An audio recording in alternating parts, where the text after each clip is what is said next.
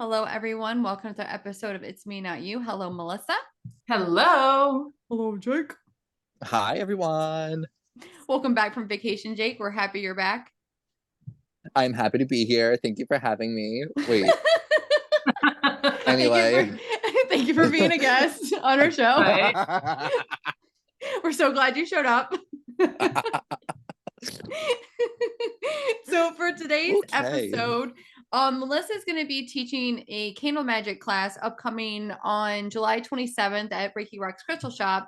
And I wanted to talk today a little bit about candle magic, what it is, maybe some of the things you can do with candle magic. I know both you and Jake both make candles and everything. So Melissa, take it away. So the class that I'm doing revolves around beeswax candles. I mean, most of you know that I'm a beekeeper at this point. If not, where have you been? But beeswax is magical in its own right. Like the Egyptians used a lot of beeswax for ritual because they thought, I mean, they didn't understand how honey was made. So they thought the bees went to the other side to bring honey back. So for them, beeswax truly was a gift from the gods as well as the honey. So it has like magical properties all on its own. It's also very clean burning, so you don't have to worry about toxins or chemicals, while you're doing it. So these candles are going to be rolled candles. Ooh. So the idea with doing any kind of candle work, it's about intention and then releasing things that need to be released for your intention to come into being. So we're going to be adding herbs. I'm going to have people just put their hands over, figure out what herbs go on their candle. So it's going to be like a sheet of wax because I don't want to make a mess all over Tony's shop. And I'm like, how would I make these harden? And I'm asking them for help. Like, okay, if you want me to teach us, how am I doing this? So he said, roll it. So yes, that will work. And then oils, but there's going to be 5 specific things with the oil. Like the first one, a little teaser, but it's going to be the oil of you. Like this oil, when you put your hand over it, you don't get to look at the names. I have everything hidden. You'll get to see it after. It'll be the oil of what represents who you are in this situation. One removing blocks, one bringing things in, one that adds like intensity to whatever you're asking for, whether it's releasing or needing something, wanting something. And then one that just kind of seals it, a very high vibration. And then doing a little bit of sigil work, writing on the candle itself. I'm just going to have people, you don't actually have to see written ink. You can just write what you want, roll it all up, and then we light it. Are you going to light it at the class? I'm going to leave that up to them. Okay. I did mine, and mine broke the plate. Oops. So clearly it Powerful. worked. Yeah. So that's going to be like, yeah, put this in cast iron. Safe bet. So Jake, Fire I know safety you first. also do a lot of candle magic. So tell us a little bit about your practice with candle magic. Oh yeah, sure. So candle magic, honestly, it's such a Swiss Army knife of a tool, right? So you can use them, like I think they call them what, chime candles, the short little candles like that. Yeah, you have the whole box up. Here's so a you can box use of things. chime candles. Yes, I love those. They're so convenient for those kind of not quick spell craftings or those quick intentions, but things that you feel you only need. I don't know, it's kind of hard to explain. Like sometimes kind of I'll focus on, what am I trying to craft here, or what kind of energy am I looking to move here? And if it's something that I feel I can just accomplish with one little chime candle rolled with some herbs and some oils, I'll do that. Sometimes I'll pull out a card from a tarot deck that's going to coincide with my with what I'm trying to kind of manifest here. So you can use them in that sense. I love to work with jar candles. So using jar spells and then also a candle on top of it. It's like a double-edged spell. That one's really fun for me. So I use them for a whole bunch of things, right? So you can use them for banishing. You can use them for charging. For me, in my candle practice, I'm always a big believer in having a working candle. So for any of our listeners who might not be familiar with what that means, a working candle is essentially a candle that you've made with your team, right? So any deity that you work with, your guides, the higher self, assembling all of that energy. And the intention is to kind of be like the main bonfire that all the rest of your candles are then crafted through, right? So we're channeling the energy of that fire, the element of fire, and also channeling kind of everything that you and your spirit team are. So essentially, whenever I make candles or whenever I'm doing spell work across the board, honestly, even energy healings, I always work with my working candle at first. And that kind of sets my space, right? So it's almost like setting up a circle, clearing the space, charging it, bringing in all the whole team for you. Um, that's just one of the like really fascinating aspects of candle magic, right? So the whole idea of the working candle and then kind of sharing that flame on, it's almost like a lineage, right? Like a family tree with all the other candles that get born from it. Nice. Yeah, I love it that way. So you can really use it for anything. You can use it for your personal work, people who are looking to just kind of get out of a funk. You can use those candle spells. You can use those little chime candles. For me personally, I really gravitate towards those 7-day candles. 7-day candles are the prayer candles that you'll find in church. You'll usually find the big white ones, but you can also find, when you go to the market or the witchy store, red, yellow, green, whatever reflects for you. I think white is just it's cheaper sometimes. So use whatever you want. But I really love 7-day candles for when we're really trying to move through something energetically that we really feel like it has taken a long time to build up to. Or let's say we're looking to really peel back a layer that we've been holding on to for many years now, something a part of our story, or something karmic that we're holding on to or trying to learn through. I'll use a 7-day candle and I don't even burn them for 7 straight days or anything like that. I like to kind of take it in moderation, right? Because I like to kind of avoid some of that jarring experience that can happen when you're trying to just burn through something so quick. Maybe we're not ready to work through all of that right now. Maybe we're not ready to peel back every single layer tonight, but I might be in the next couple days if I just burn it slowly but surely in bite-sized increments that I'm ready to do, right?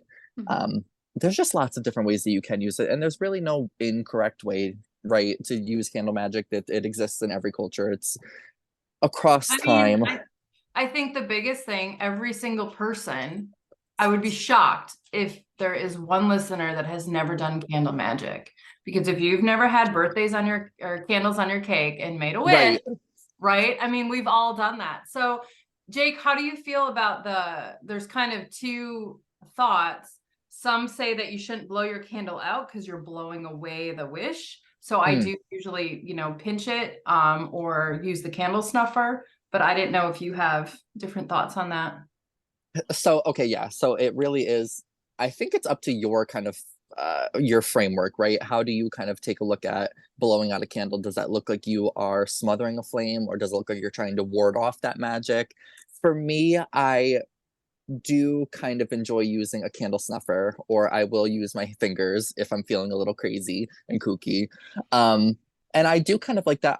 But for me, I come from the perspective of it's very ceremonial for me, right? So when I use that candle snuffer, for me, it's more of like a cherry on top. Okay, I'm ending this ceremony. I'm putting a close to it. Now, if you blow out your candle and you feel in your heart of hearts that that's not negatively impacting your craft, I think that's totally fine. It really just does come down to, how you're honoring those spirits or how you're honoring your craft. If you feel in your gut that you shouldn't be blowing it out, then don't blow it out, girl. It's really tricky because it's so abstract and it's so free form, but at the same time, you have to listen to what your spirit is telling you is right. Which is the beautiful part of all spiritualism. It's you have to follow what's in your heart. Right. There's no right way to do any of this. And if anyone ever tells you that there's only one way, you should probably think about who you're listening to. Get your advice. Yeah. Right. I'm even specific with, because for me, candles, God, they just feel good. When you have that dark room and your candles lit and it puts you in that space. But I even like to just use matches when I light my candles. I like that because I feel like it's being more with the earth, if you will, because it's using like a piece of wood. I don't use those with anything if I'm trying to just do like self-love stuff and I light a candle. I don't, because I don't want to add the sulfur part to that.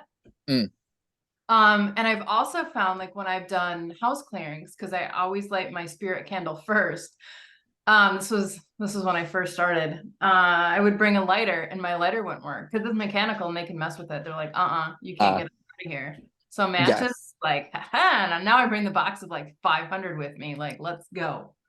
I know there is something very funny Show that it. I found in just like my personal work. I went away from lighters really early on and I really enjoyed, and again, maybe it's just, the inner theatrical lover of me, but I do love to have those long matchsticks to light my candles. Number one, because it's just hard to light 7-day candles with a clicker. It snuffs out the gas. But I don't know. I think there's something so magical about lighting a candle with an existing flame. Do you see like Jake as a previous life, like as this lady with like big long nails? Like, oh my god, like I just see Jake as like, let's go, ladies. it's like, just Yeah, with that long, like, yeah, it's like that long, yes! like Cruella. falling. Yes. That's what I'm saying. Like for some, like your craft really will come so organically for you. Like follow the way that your gut is telling you, because I'm telling you, I feel like that when I'm lighting my candles, when I'm at my altar doing my work. I feel like I've got the long nails, the cloak, like doing the 9 to 5, like little clicking. No, 100%. And I just think that, so in my practice, fire is just really something that I really associate very closely with my ancestor work, with my spirit work, all of that stuff, and it makes me feel just very connected with those before me and ahead of me, right? So for me, I really gravitate towards the candle magic. Some people might not feel as strongly. They might opt for something like sigils, or I don't know, something else witchy. So for Melissa, for anyone that is interested in signing up for your class, like do it. And any requisites, anything, it doesn't matter. Like anyone that's never experienced this, come and take the class. Just give us your 1-minute elevator pitch for why they should take your class at Reiki Rocks Crystal Shoppe this Thursday, July 27th. I was gonna be sassy, but I'll be nice. I was gonna say, be nice, Melissa. Be nice, Melissa. I think it's just a way when your hands are busy. So one of my favorite quotes that I use for all aspects of my life is, tell me I remember, show me I forget, involve me I understand. And when you are part of doing something for yourself and putting that intention in with the action of creation, you really are like upping your game, if you will, for what you're trying to bring or do with your life. And that's why this candle is, sometimes we really want things to come, but something has to be let go of first. So it's going to be all of that into one thing, and it is really, it's healing, it's emotional. When I made mine, I was crying, because when I looked up the symbolism of the oils that I picked, it was, I could not have even thought to choose those. They were so perfect for what I was trying to let go of. So I just think it's a really good way to have fun, learn about candles, a little bit of laughter too, I have no doubt. So yeah. So if anyone wants to sign up for it, what is the best way? Just DM you on Facebook, DM Tony. Yep, exactly. How much is the class? It's $40, and that includes all the Sorry, that's a steal. Jake missed us. I know. I did. So on that note, I recommend everyone please check out Melissa's upcoming class at Reiki Rocks for the candle magic. And I hope everybody has a great day. Bye. Bye. Bye. Bye.